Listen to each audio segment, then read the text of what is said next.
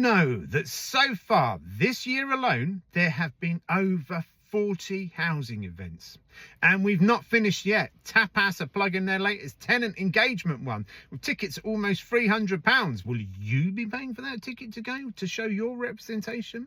And whilst I grant you some of these events have been more around the construction industry, many have been based around tenant engagement, how to deal with customers, how to deal with tenants, how to deal with rising costs, how to deal with this. Yet you weren't represented there.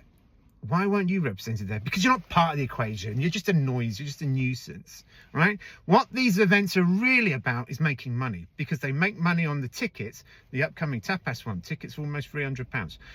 The Stop Social Housing Stigma was recommending one conference that they're going to be at, saying you should pass the costs on to your landlord. How many landlords are going to pay for a vocal tenant to go and sit there and cause trouble?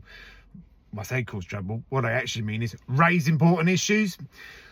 So, next week on the housing sector website, housingsector.co.uk or housingsector.org if you'd rather, we're doing a look into all these events and asking the big question: does housing have a problem with events? Because it's not just the ticket money, it's the sponsorship, it's the procurement.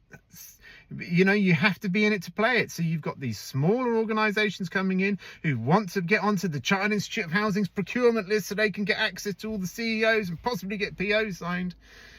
But then, of course, you've got the bigger thing, all that travel expenses that we residents pay for, all the eating, the travelling, the accommodation.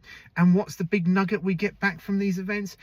It was great to catch up with loads of friends and old colleagues. Yeah, because that's what it's about. It's become a day out of the office. It's become a money maker for the CEOs and the bosses. And it's just become a myth. Tenant engagement, the myth of tenant engagement. Find out more on the housing sector next week.